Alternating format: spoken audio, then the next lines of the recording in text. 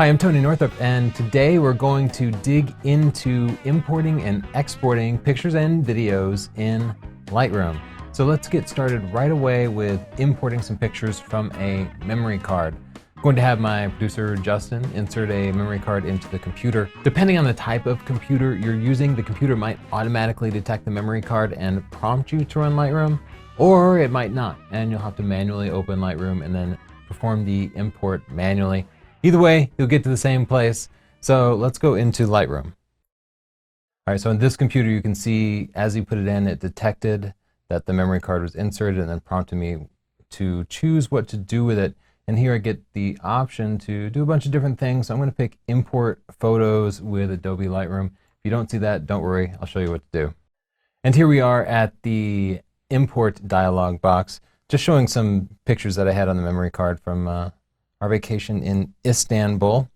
You can see up here in the upper left, it's showing me where it's pulling the pictures from. It might also show a camera if you connected your camera via a USB cable. Or if you wanted to import files that were already copied to your hard drive, you could just scroll down here and then pick Other Source and then browse to the folder. So you might want to do that if you've been working in Picasa or just using Windows or your Mac to copy the files to your computer and now you want them in Lightroom. Just go up here and pick Other Source and then browse to the folder that contains your files. It'll automatically search the subfolders for you too. Now, in the top middle here, we see a couple of options. Because these are on a memory card, it can't simply add them to the catalog. If you're importing local files, you can choose to add them or move them. But when you're working with a memory card or a camera, it either needs to copy it from the memory card or camera to your local computer, or you can copy it as a DNG. Especially if you're working with RAW files, this can be really useful. Quickly, RAW files are your camera's way of storing all the data that the sensor gathered. Many people work with JPEG files, which take that data and process it into a pretty picture and compress it way down. RAW files are bigger and they're better because they store a lot more data. When you work with RAW files, you have a lot more editing options in Lightroom. Now, there's a difference between the RAW file format that your camera uses and the DNG, the digital negative format. The RAW file format is proprietary to your camera because it really is just the raw data dumped from your camera's sensor. DNG is a more universal standard that I hope will be useful in 20 or 30 years. I hope because the format is so popular that you won't have to worry about compatibility problems in the future. DNG has another advantage over your standard RAW files too. DNG can compress the image losslessly. That means it just tries to eliminate excess data. Like if you have an entirely black sky, it'll just say, hey, this whole sky is pretty much black. You won't lose any data at all when you use a DNG, but you can save sometimes 15, sometimes 30% of the storage space that the RAW files would use. So I'm a big fan of the DNG. There's a real disadvantage to using it though. When you import, your import's going to take a lot longer because Lightroom has to read in the RAW files and then convert each one to the DNG format. So if you just import the RAW files without converting them, it's going to go much quicker. But if you convert it to DNG, it'll take up less storage space and you don't have to worry about losing format compatibility in the future. So you have to kind of weigh those trade-offs. I choose to copy as DNG, so I'll set that now. Now here in the middle, you'll see all the pictures from the memory card. We have a couple of different options here. We can choose to see all the photos on the memory card, just the new photos, which means just the photos that Lightroom doesn't find already in its catalog. If you're the type who clears your memory card every time you empty it, if you format it every single time, then you won't see any difference. But if you're like me and you tend to leave the pictures on the memory card across multiple different uses in case maybe your hard drive fails and you need a short-term backup, well, you'll want to definitely import just the new photos and not all photos. If you have multiple different folders that you're importing from, which is more likely to happen if you're importing from the local drive, then you can use the destination folders option here. I'll go back to just importing the new photos. Now here Lightroom is showing me just thumbnails that it's reading from the memory card, and sometimes these can take a long time to load because it has to look at every picture and kind of process every picture. So if you have a slower computer or a slow memory card reader, these will take a while to pop up and you might want to be patient, or you could just start importing before the thumbnails appear. That's okay too. And if there are pictures you simply don't want to import, you can deselect them. sometimes I'll go through and just see like wildly overexposed pictures like this one and that one. I know I don't want to bother. I don't even want to waste the disk space or waste the time importing them. So I'll just deselect them. You can select or unselect everything using the check all and uncheck all buttons here. So if I just want to grab 5 pictures, I'll select uncheck all and then just select the pictures I want, and that really speeds up the import process. For now, I'll go ahead and import everything. You can see that you can change the sort mode here. By default, it's going to be sorted basically by your capture time. I think it's sorting by using the file name, but your camera names the files sequentially, so the file name happens to also coincide with the capture time. But you can change the sort mode to sort them by the checked state or the media type. But file name and capture time are almost always going to coincide. But if you've either used the memory card in different cameras, or if you change the time on your camera, maybe you were traveling and you adjusted to a different time zone, they might not exactly coincide. I find capture time to be the most useful, so I'll switch to capture time here. Now down in the lower right here, you can change the thumbnail size, just whether you want to see larger representations of your picture or just see more pictures on the screen. Now the right side here tells you where you're importing the pictures to. So you can kind of see at the top of the dialog box, there's where they're coming from, how they're copying it, and then where they're copying it to. It's kind of like a little flow chart we have going here. Working our way down from the top, the first options are file handling. And up here, it asks you what sort of previews you want to build. You can do minimal, embedded in sidecar, standard, or one-to-one. Minimal is going to be the fastest way to import your pictures, and it just makes kind of a small preview that doesn't have a lot of resolution. Now, this means your import's going to be fast, and you'll be able to view your pictures quicker. But whenever you click an individual picture, Lightroom is going to have to do some work to generate a preview for it. It saves disk space, it reduces your import time a little bit, but it can actually slow down the viewing of pictures. If you get annoyed when you're trying to page through pictures because it takes so long to load each individual picture, then you might want to pick one of the other options. Your second option is to create embedded and sidecar previews. And I don't see any reason to use this particular type. Embedded previews are previews created by your camera, embedded in the picture file itself. So Lightroom can go in and kind of process this file. It takes a little longer than the minimal previews. And frankly, I don't see any need to use it. I would either go for the minimal if you don't feel like you're going to look at the pictures right away, or go for the next option, which is standard. So I'll talk a little bit more about that. Often after professional photographers import photos, they might have to give those photos to somebody else. So they'll import the photos to an external hard drive, maybe sort through them, and then hand them off to a different professional to do some editing. So what we have are pictures that are not always connected to the computer. Therefore, the standard previews, which are stored in Lightroom's own folder on the local computer, might not always stay with the pictures. The embedded previews will stay with the pictures. So if you move that hard drive over to your editor, they'll be able to see the previews and they won't have to regenerate them. Could save them some time. If you go into your Lightroom catalog and you want to browse those pictures, the sidecar previews will allow you to browse them even when the hard drive isn't connected. So that's the purpose of the embedded and sidecar previews. They're mostly useful to those of us who might be moving the pictures out of the computer. If you're importing everything to your C drive, you don't need to worry about that. You can instead go for the standard previews. The standard previews are bigger than the minimal previews, which means it'll take longer to import your pictures. But then when you go to browse through your pictures, it'll be a little faster and you'll be able to more immediately see what your pictures really look like. Now there's one other type of preview option here, and that's the one-to-one preview. The one-to-one preview renders every single pixel in your picture. That means that you can zoom into 100%, see every eyelash and every feather in the bird, and it won't take any time at all because it's all kind of stored in Lightroom's quick memory. But it takes a long time to render, and those one-to-one previews take up a ton of disk space. So the advantage of the one-to-one preview is you can flip through the pictures very fast and zoom in to 100%. If you're the type who zooms in all the time to check the critical focus, then you need the one-to-one previews. It's going to make your life much easier.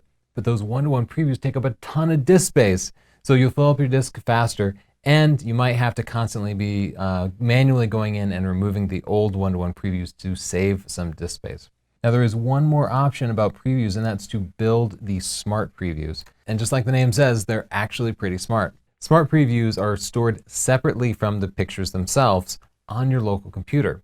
That means if you're importing the pictures to an external hard drive, then you can disconnect that hard drive and still browse your pictures. You can even do editing on your pictures using the smart previews.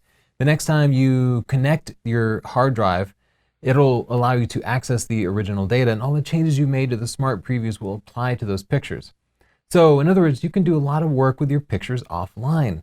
This is really useful if your computer fills up on disk space and you need to start using external hard drives. Or if you're a professional who saves the files to an external hard drive and then hands them off to a second editor, you'll still be able to go through the previews. Now you won't be able to see every detail of the pictures, and you wouldn't want to render a picture for print use, but those smart previews do allow you to get an awful lot done with the pictures without having physical access to the files. They're pretty amazing, but they're really only necessary if you're saving the files to an external drive. Otherwise, they just kind of waste time and space. So I'm not using an external drive, so I'll leave that turned off for now. You'll almost always want to select the Don't Import Suspected Duplicates picture. Lightroom just sees if there's an identical exact copy of that picture somewhere else and won't import it. So it's just double checking to make sure that everything really is new and doesn't bother importing a second copy of it. Now, if you're a freak about backups, like I am, you'll want to select the Make a Second Copy To checkbox. Like it says, it imports your picture to 2 different places. Now you wouldn't want to also import it to the same drive as the first picture. You don't want to import 2 copies to your C drive. What you'll want to do is connect an external backup drive, import 1 copy to your C drive, and then import the second copy to your external drive. That way, if your hard drive gets hit by lightning, if it just gives up and dies, you'll still have a second copy and you don't have to worry about manually backing it up. If you have backup software running on your computer anyway, which you should, then you don't necessarily have to worry about it because those backups will kick in pretty soon. But many times professional photographers insist on having a backup that's made immediately after the shoot because there could always be a failure that occurs after the import and before the PC's backup runs. So basically, if you're paranoid about losing your pictures, you better hook up a second hard drive and select that checkbox. I have a second backup running anyway, so I'm going to go ahead and clear it. Now, below file handling, we have the options for file renaming. By default, Lightroom is just going to import these pictures using the name that your camera assigned. If you want them to be named something else, you can rename them. Just select this checkbox and choose from one of the different file name templates here. I like to always use the original file number. That helps me associate it with the pictures that might still be on the memory card later. And I'll often go in and assign a custom text for each import. So I see that these pictures were taken in Istanbul. I might give the custom text of Istanbul. This will just make it a little bit easier for me to find the pictures later if I'm browsing the files. Now, you have other options down here for keywords and metadata, and that's useful for organizing your files too. Me, I'm just like a belt and suspenders kind of guy. I like to have the file names be something meaningful too because I can search in the Finder in Mac or in Explorer in Windows and still find my files if for some reason I can't get to Lightroom. Now, there's no reason for you to ever set the uppercase or lowercase for the file extension, especially in Windows. It doesn't make any difference. And in the Mac, sometimes you'll be working with case-sensitive file extensions, but I always just leave it as is. Maybe you want it to be lowercase, whichever you prefer. Now, below that, you get the option to apply settings to your pictures during the import process. I haven't yet created it on this computer, but I like to use a preset that automatically applies lens correction to the pictures. But you can use this to apply any preset to your picture just by selecting that preset. I'll set that back to none. You also have the option to set the metadata to an existing preset. Typically, you'll create a metadata preset using the library module. The metadata preset can have information like your name, for which the picture is copyrighted, or other metadata settings that you want in there. Now, you don't need to do that. Your pictures are automatically copyrighted, but if you want to embed custom metadata in the picture, you can use that to do that. For more information about the metadata, check our lesson on the Lightroom library module. In the keywords box here, you should type every word related to the pictures that you've taken because this will help you find them later. So for example, I might type Istanbul, Europe. I know I'm in many of these pictures, so I'll type Tony. I know Chelsea is in some of these pictures, so I'll type her name. You know, looking through here, I can see spices and street photography. Now notice that I'm putting in keywords that don't apply to every single picture. Lightroom is going to take all these keywords and put them on every single picture, but I tend to err on the side of over-labeling my keywords, because for me, I can always go back into Lightroom and delete unnecessary keywords. But sometimes I don't remember to go in and set the keywords on pictures that I've imported manually for each individual picture, and these are better than nothing. So I know if I'm looking for pictures of Istanbul or pictures of spices, when I search for it, I will get too many pictures, but I'd rather have too many pictures than none at all. In other words, I always err on the side of putting on too many keywords. Now below the Apply During Import panel, we have the Destination panel here, and this tells Lightroom where you want to import the pictures. By default, it's going to pick the Pictures folder on your system drive, and that's a fine place to do it. If you happen to have a separate data drive, that might work better for you. For example, I do have a D drive for data here, so I can scroll down and select this. I'll go ahead and create a new folder on my D drive to import pictures into.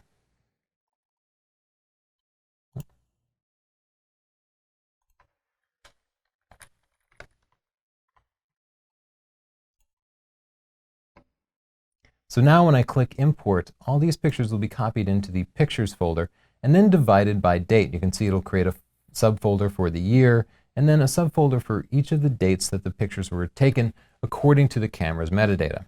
At the bottom of the dialog box, we have another option here for import presets. Maybe you get tired of typing all these keywords and selecting a particular destination, and you're switching between several different sets of import settings depending on the type of work that you're doing. Save them as presets. So for me, I will just save the current settings here as my standard preset. But you might have separate presets for portrait clients or for wedding photography or for travel photography. Maybe you want to store them in different places. That's the way you would do it. There's one other, just a trick button down here in the lower left corner. If you click this, your window becomes smaller. What it's doing is it's hiding the thumbnails but showing you everything else. This can actually speed up the import process too. If you don't care about seeing the thumbnails of the pictures, you can do that, and then Lightroom won't bother processing the thumbnails. It'll pop up a little bit faster and make things a little quicker for you. So let's go back to showing the thumbnails. And then I will click the import button here, and we can start the import process. Now, up in the upper left corner here, you can see Lightroom is telling me the status of the imported pictures. And I'm importing a lot of pictures. I was a busy boy on vacation with that 5D Mark III. And you can tell it's going to show me the progress as I go through.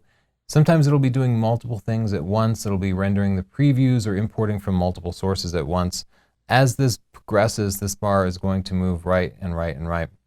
Now, I know you're excited to see your pictures. I always am. And the first thing I want to do is double click these pictures and start going through them. But you can see as I do this, it's telling me loading, loading, loading. It's going a little slow. If you're finding that it's slow, it's because Lightroom hasn't rendered your previews yet. Everything's a little slower until Lightroom gets to render those previews. And for some reason, Lightroom doesn't render the previews until it has imported all of your pictures. It doesn't like work in parallel, it works in serial. If you're a nerd, you know what that means. So Lightroom will import all of your pictures and then start rendering the previews for the first picture. So you'll actually see Lightroom go through multiple stages, and if you can make yourself wait, go grab a cup of coffee or something until it's all done, it'll be much quicker to go through your pictures. If you try to go through the pictures now, Lightroom's going to be super busy and everything is going to be real slow, and you can find it kind of a frustrating process.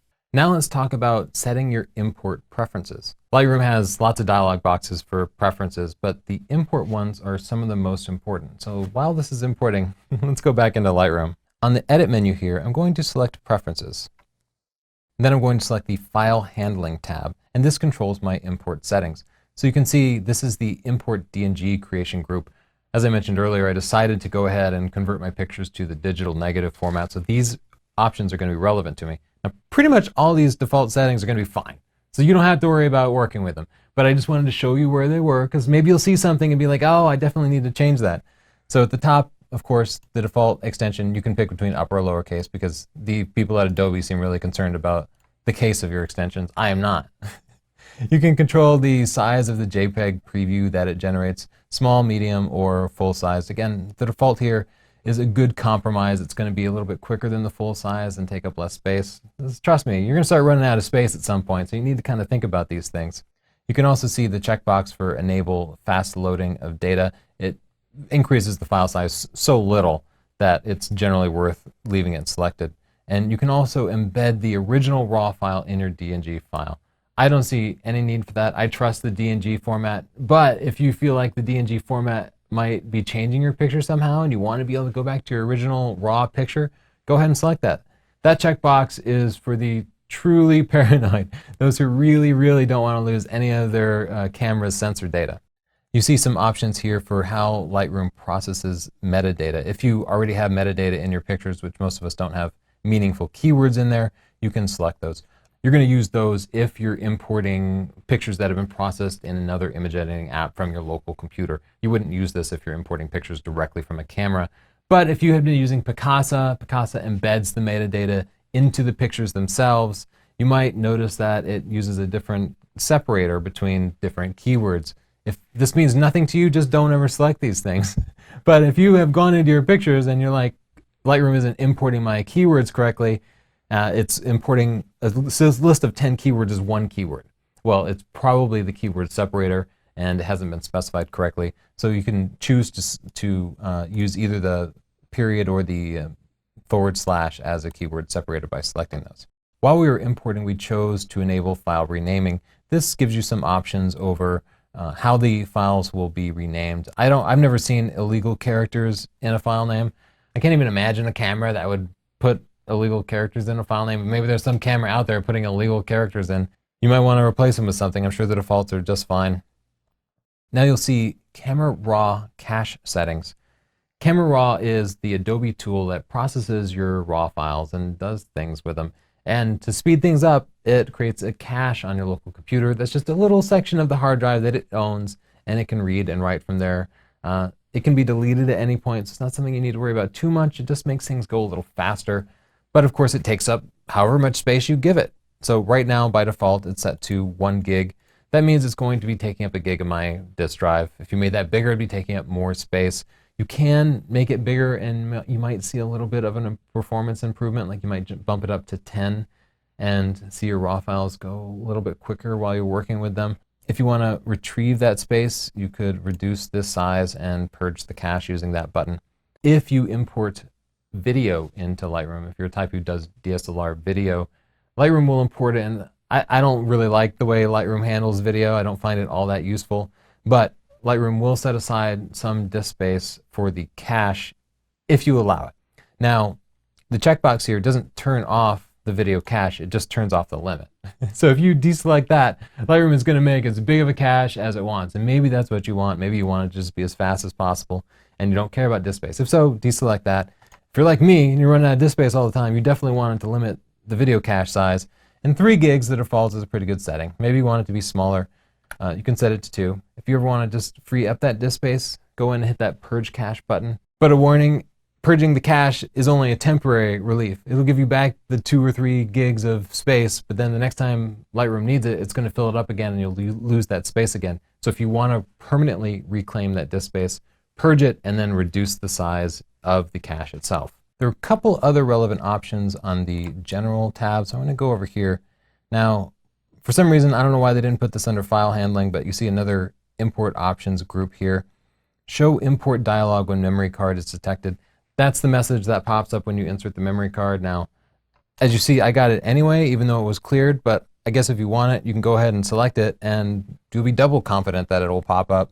Lightroom has a special collection called current/previous import, and this stores all the pictures that you're currently importing. And every time you import new pictures, that collection is replaced by your new pictures. All your pictures go into your all files collection as well, but this special collection always shows your most recent import, so you can quickly find the pictures that you just loaded on it. This checkbox, which is enabled by default, automatically selects that collection after you import. So instead of seeing all your pictures, you just see your most recent import. I like to leave it checked on. I find it really useful.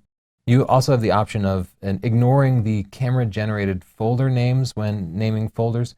And this only happens if your camera happens to generate a bunch of subfolders within its normal folder, and I've never seen a camera that does that, so I have never had a reason to select this. But if you find that your camera has weird folder names and Lightroom is picking them up, then I guess you would want to select that. I always preach to shoot RAW. Some people like to shoot RAW, but also shoot JPEG, so they'll set their camera to take both RAW and JPEG pictures and store both versions of a single picture. So basically have two copies of a single picture in different formats.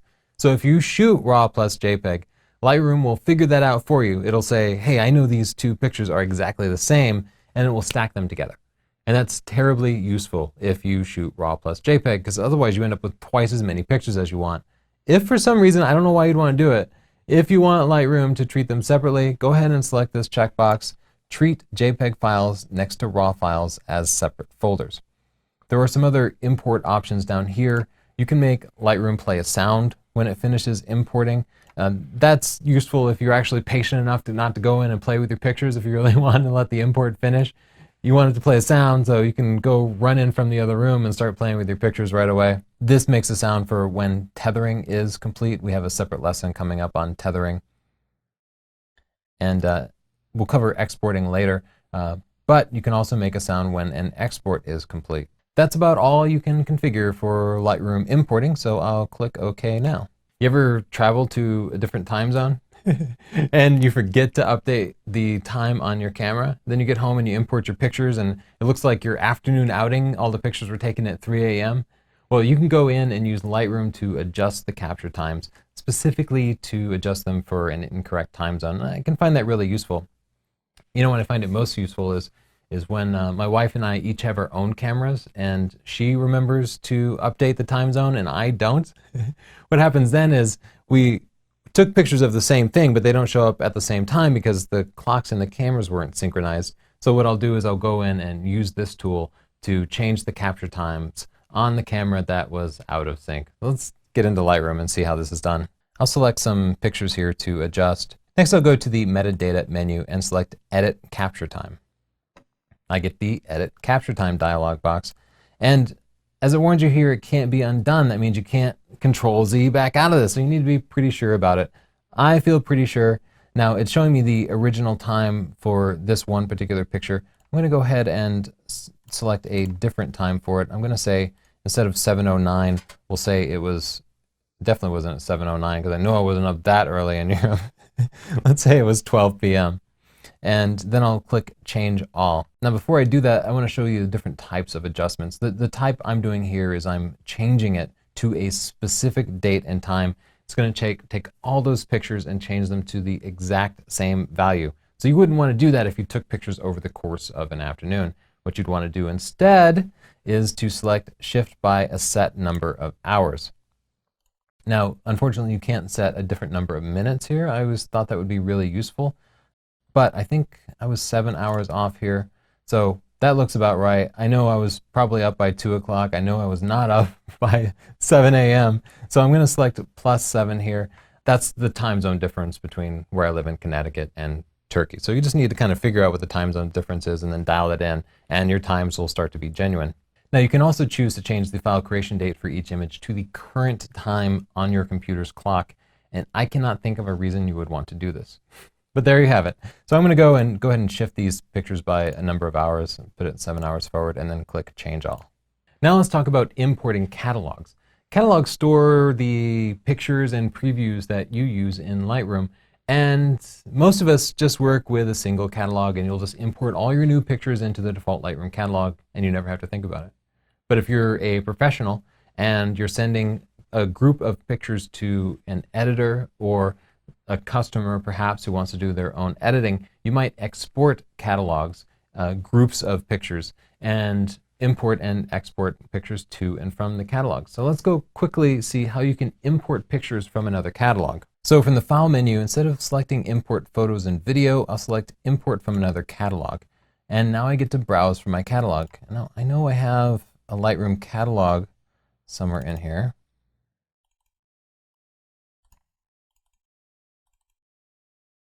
There we go, some Sigma comparison pictures. So I'll select this new catalog and then click Open. And now Lightroom is prompting me to import the pictures from the catalog you can see it's detected that there are 11 pictures in that catalog, and it asks me what to do with the pictures. I can add them to the catalog but leave them in the current place, or I can copy them, or I can just choose to not import them. I'm going to go ahead and add them without moving them. If you want to see the pictures here, select the Show Preview checkbox, and it just shows you the thumbnails. I don't know why they don't use a standard dialog box for importing. I wish they would, but it does many of the same tasks. So I'll select Import, and so what you can see here is it replaced the pictures that I was importing previously. That's because it automatically selects the previous import catalog here. So my pictures of Istanbul are still in there. I just need to go back up to all photographs and then scroll down. And if I go all the way down to the bottom, you can see it's sorted by capture date. And here are my Istanbul pictures. And here are those Sigma pictures because they were created before the Istanbul pictures. While we're on the topic of catalogs, I'd like to talk about exporting catalogs. Let's get back into Lightroom and select a handful of pictures to export. Maybe I took these pictures for one of the shop owners in Istanbul, maybe for their website. So I'll select those pictures and export them as a catalog for my friend. From the File menu, I'll select Export as Catalog. Now I just need to select the folder that I'm going to export them to. So by default, it's putting them in my Pictures folder, which is fine. I'll call it the Spice Market. And there were some options down here. Export just the selected photos, which makes sense. Do I want to export the negative files? I definitely do. You can choose to build or include the smart previews. If you don't include the smart previews, the person who imports them will always have the option of building those. So not including the smart previews saves disk space. If you're sending them over the internet, you don't want to include the previews. It's probably easier to render them at the recipient. But if you're storing them on a big hard drive and you want to save the recipient some time, it's good to be able to include the smart previews. And you can also choose to include any available previews. So this is a little different. It will actually build the smart previews before it exports them. Even if it doesn't already have them, the last checkbox, include available previews, only works on previews that already exist. So I'll click Save. You can see the status up here is that it's exporting them, it's copying them, it's working a little bit. Now it's building the smart previews because I told it to. So I'll switch over to Explorer. This would be Finder on a Mac, and select the Pictures folder. And here's the Spice Market folder. You can see, oh, there it goes. It just finished up. Now we have our catalog file here, the LRCat file, along with the smart previews, the previews that were already built in, and 2014 has the actual picture files. So if I want to send this to my friend, I can take all of this and zip it up. All I really need to do is to click Send to and then compressed zip folder. Now, Windows here is zipping it up. Whatever computer you have, you'll be able to get a zip tool for it. I like the free 7-zip tool. It works just great. I'm just using the tool that's built into Windows, but every computer has some way to package files into a zip file. It's the universally accepted format. So now that my zip file is here, I could easily send this one file to my customer. I don't need that. I'm going to delete it for now. You can delete all the preview files, and the recipient will be able to work with all the pictures just fine. So let's just say we delete that. We can always still work with this file. It won't be a problem at all. The previews will be automatically regenerated. So if you export a catalog and the file ends up being too big to send, delete all the previews, send it, and the recipient will have to regenerate previews, which will take a little bit longer, but at least you were able to complete the transfer. So we talked a lot about previews and how big those files can be. Those preview files can actually be really huge. Every now and then you are going to run out of space. It happens to me every couple of weeks. I fill up my hard drive again, and then I have to go scrounge around to find some free space so that I can import my next set of pictures. One of the things I do is to get rid of all the previews. So let's get into Lightroom, and I'll show you how to get rid of those really space-consuming one-to-one previews. From the library menu here, I'm going to scroll down and hover over previews. Now you'll see an option here to build previews if you didn't previously build them, or build standard size previews, smart previews, and more importantly, to discard those previews. So these options are good. If you didn't build the previews when you imported it and you want to do it later, just select them and choose to build them. But I'm going to discard me some previews. Now, this dialog box here prompts me to discard just the previews for the 11 selected pictures. You can select all the pictures in your catalog and do this and get rid of all the previews from your whole catalog. Or if you don't select any pictures, it'll prompt you to get rid of all the previews too. I'm just going to discard them for those 11 pictures. This is a great thing to do if you enabled smart previews or enabled one-to-one previews and you know you're not going to be looking at those pictures again recently. So what I'll do is I'll go back to the previous year's pictures and discard all the previews for them, because I don't look at those pictures that often and they're taking up a lot of disk space. If I ever do want to go look at those pictures, Lightroom will automatically regenerate the previews, and it'll take a beat. It'll take a couple of moments to regenerate them. It'll slow me down a little bit. But for me, I'd rather have that extra disk space. If you have a ton of disk space, by all means, leave all those previews intact. Now let's talk about a really important task, which is exporting pictures. I'm going to warn you, I think this is an area which people overthink. It really doesn't have to be as complex as a lot of people make it. Let's get in and learn how to export those pictures. Let's say I need to put up a couple of pictures of our model Chelsea Lip here on Facebook, or I want to make prints of them. Whatever I'm going to do, I can't do it with the DNG files that I have imported. I need to make JPEG files. You make JPEG files for everything you do outside of Lightroom. JPEG is kind of the universal standard. So I'm going to select the pictures and then go to File and select Export. You can also do this with the keyboard shortcut Control-Shift-E. This opens up the export dialog box. I think Adobe really needs to tone it down because there are just way too many options on here. The user interface is a little overdone. But we'll go through step by step. It's really not as hard as it seems. You won't ever need to change most of these options. The one thing you will want to note is where the pictures are being exported to. So by default, it's going to allow you to select a specific folder, and you can click the Choose button to browse to it. So I'll make a new folder here called Chelsea Lip.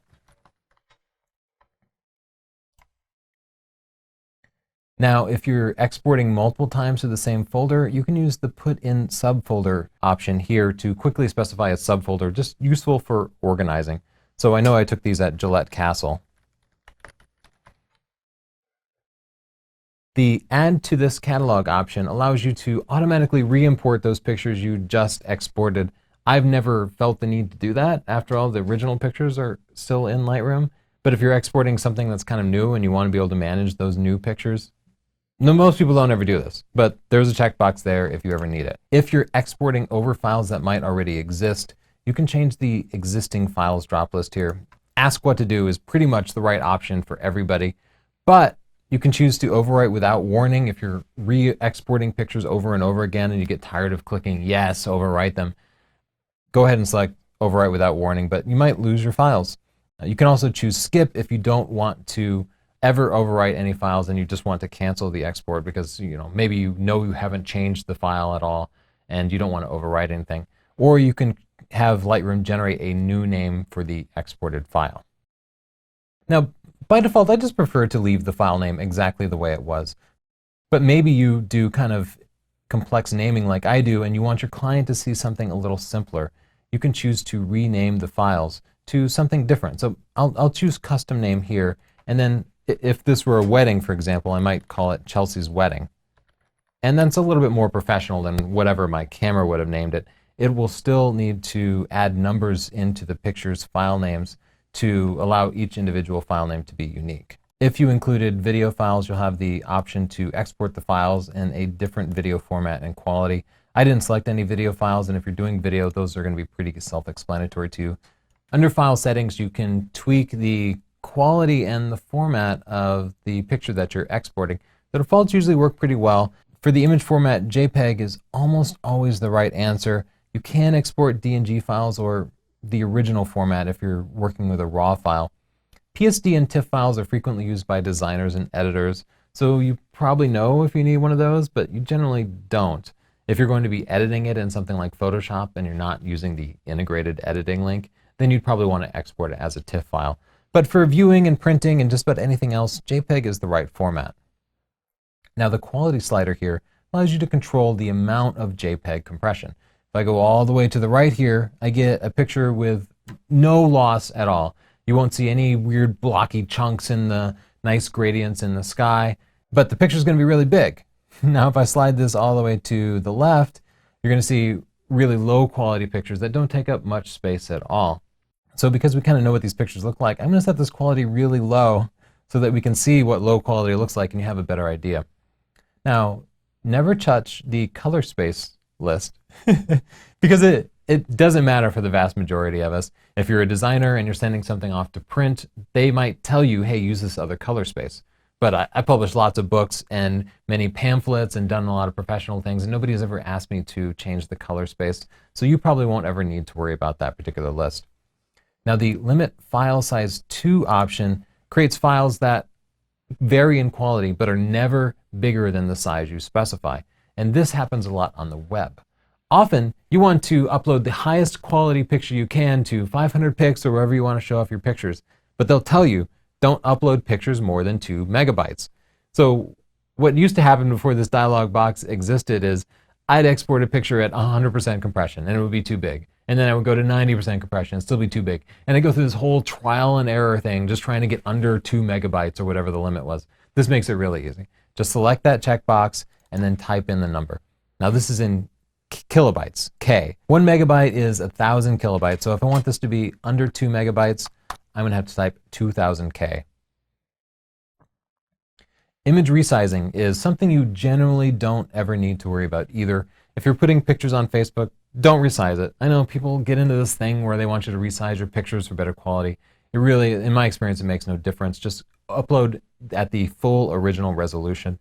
If you're creating a picture for your profile picture on YouTube and they tell you it needs to be 500 pixels wide or 50 pixels wide, this is what you would do. You would select the resize to fit checkbox and then set the dimensions that you want it to be.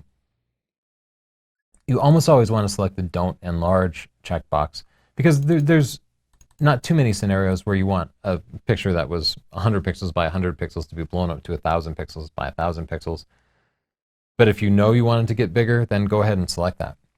The pixels per inch or pixels per centimeter option, this is something that is embedded in the picture's metadata, and it's not going to make any difference to anybody that I can tell. In theory, it defines the resolution of the image when printed, but in practice, printers and designers will kind of set the size of it, and then the pixels per inch is just going to be defined by whatever size they're printing at. So the pixels per inch or pixels per centimeter doesn't make any difference in my experience. You can also select dimensions, which is exactly the same thing. Or if you just want to specify one edge of the picture, this is what I'll usually do if somebody limits me to 500 pixels wide. I'll choose long edge here and then set the pixels to the number of pixels that they require. Lightroom will automatically scale the short edge of the pixel to keep everything the right shape instead of smearing it. It's what you generally want. Of course, you can also scale it by the short edge, which isn't as useful, or the number of megapixels. This is not in practice as useful as specifying the long edge of the picture, but if for some reason they tell you you can only use a 5 megapixel picture, well, that's where you would set it. Now, the output sharpening is a useful option. This will automatically apply a bit of sharpening to your picture. See, when you set the sharpening in Lightroom, that's great as you're looking at it, but different purposes might require different amounts of sharpening. You might want to sharpen something for print a little bit differently than you would on screen, and that's what this allows you to do. So I've selected this checkbox, and then from here, I can choose to sharpen it for the screen, for matte paper, or glossy paper. This is a good option to select. It will allow you to specify the amount. I tend to err on the side of less sharpening because I hate the over-sharpened look, but experiment with it and see what looks best to you. You can choose to include all metadata by default and remove your location information. So you might choose to eliminate some of the metadata, like maybe you put in a bunch of keywords there which you consider to be personal and you don't want it going on Facebook or something. Go ahead and choose this option to allow only the metadata that you select. If you have a camera with GPS and you don't want to share your location with people, go ahead and leave that remove location info checkbox selected. I actually like to put the location info in there because I'm not that worried about stalkers, and some websites will use it and allow the pictures to show up on a map, which I think is totally cool. If you think the pictures might be re-imported into Lightroom, go ahead and select the Write Keywords as Lightroom Hierarchy checkbox. Though for the most part, if you're going to be importing back into Lightroom, you would export it as a catalog and then re-import the catalog so you get all the metadata, but that can be helpful anyway. You can also choose to automatically put in a watermark when you export it. Now, by default, they have a simple copyright watermark which pulls your existing copyright data, but you can also go in and edit your watermarks here. This can be a cool thing. I personally despise watermarks, but as you can see, it has a little editor here for you that allows you to type in some text, change the size of the text as I was just by dragging that and scaling it up. You know, you know how people do on the internet. They put the watermark in, and it's always like right in front of the person's face because they don't want anybody to steal their picture, you know. So you have different options for how you scale the watermark up or down. And you can change the color if you want to. Oh yeah, we definitely need it to be big and ugly because that's just the best type of watermark, right? And you can add a drop shadow. So this isn't the most sophisticated watermarking, but it can pretty much get the job done. Scrolling down a little bit farther, you can choose your watermark effects. I know people like to set the opacity down so it's not quite as distracting. You can also choose a proportional size, which is the default, and how it is relative to the picture. This is generally the right option because your pictures could be bigger or smaller. Lightroom is going to make the watermark the same relative size compared to the overall picture size. Fit will span it across the entire picture, or fill will span it across the shortest edge of the picture to make it just as absolutely large and distracting as possible. Well, we'll go ahead and choose fit, not because I endorse this type of watermark, but just because it'll be easier for us to see. You can use the inset options here to make it not take up the whole picture, even if you want to use the fit here. So if I go to a positive value here, it's going to squeeze it in from the sides. You can't squeeze it in any more than 10% though. You can also squeeze in the vertical a little bit and just move it away from the edges of the frame. So what you'll do is you'll use this to position it relative to the edges, just in case you want to leave a little bit of negative space along the sides. You can also choose to anchor it to different parts of the picture. Oh yeah, that's what we want, right across her face. I'm not a fan of watermarks if you can't tell. And then rotate the text if you feel like it. Yeah, whatever's most distracting. Now, this is a text watermark, and what you might want to do is go for a graphical watermark. It'll look a little bit better. You can click the choose button here, and it'll prompt you to pick a picture. So I have a graphic logo here. I'll select that, and now you can see something that looks a little bit better than just plain text. It's personalized. So a lot of these options go away because I'm not working with text anymore. However, I can still inset it. I can still anchor it down in the corner, which will probably look better. I'll put it closer to the bottom edge of the frame. And instead of fitting it across the entire thing, I'll make it smaller. Let's be a little more realistic about that.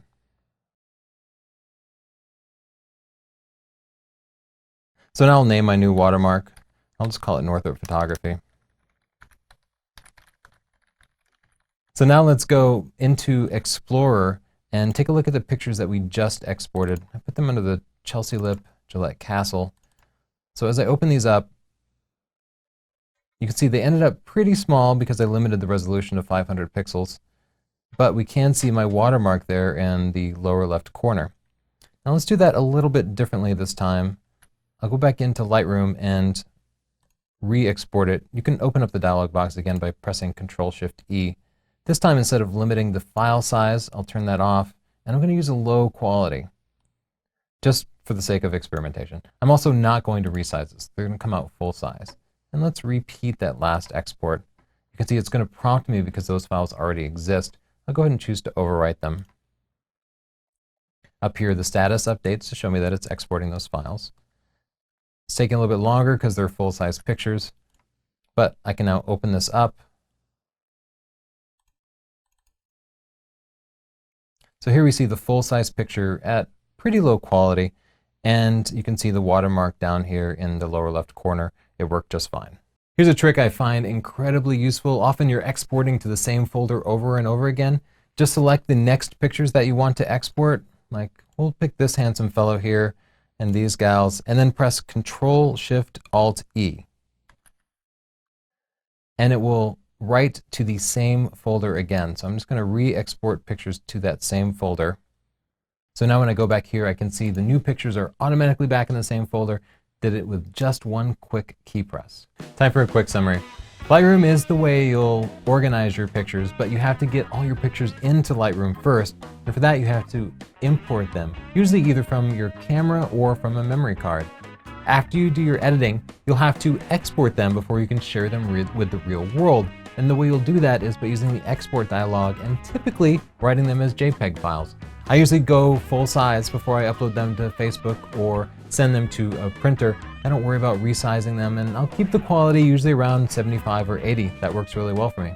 Hope you'll check out the rest of our Lightroom video training series. And if you want to learn actual photographic techniques, don't forget to check out my book, Stunning Digital Photography. If you're interested in camera gear, check out my photography buying guide.